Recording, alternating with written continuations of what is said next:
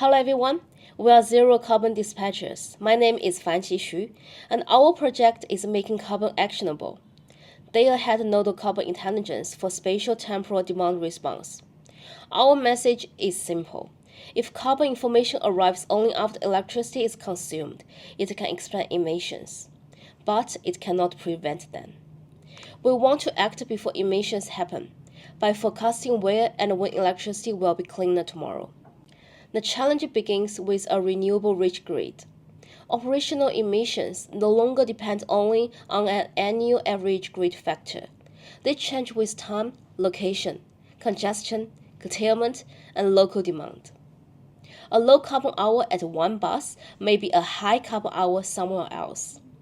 For a data center, a mobile battery, or an EV fleet, the useful question is not what the average grid emitted last year.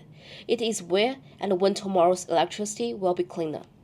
Our idea is to forecast tomorrow's nodal carbon intensity for a network, what we call a carbon map, and then schedule flexible demand before emissions happen.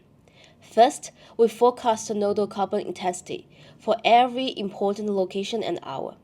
Second, we translate that carbon map into schedules for geographically flexible resources.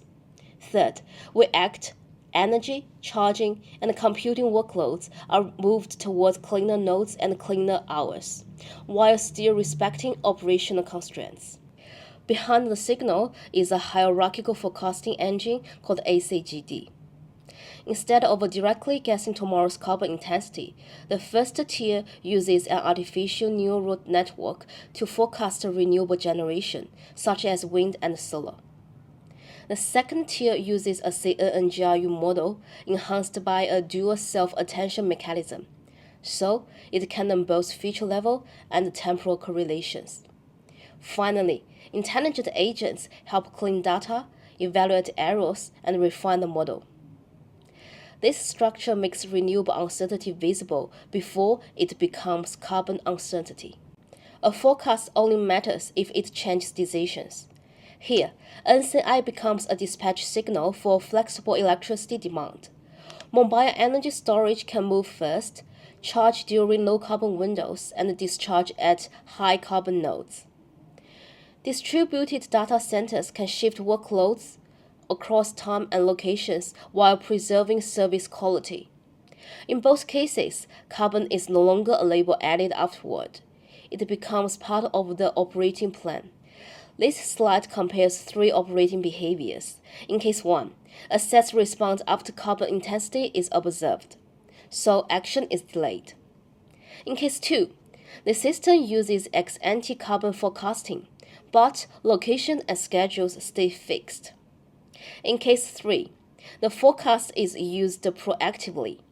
Mobile storage preschedules charging and discharging, and the data center's workloads follow lower carbon nodes. The key change is timing. Flexible assets move before the low carbon window arrives, not after it has passed. We evaluated the framework on a modified IEEE 33 bus distribution system with real-world New South Wales data. The results show two things. First, spatial-temporal response reduces emissions. Compared with the fixed ex-ante case, case 3 cuts emissions by 33.86%. Second, the full agents plus ACGD forecasting model reaches a MAPI of 9.483%, outperforming LSTM, GRU, CNN-LSTM, CNN-GRU, CGD, and the baseline ACGD model.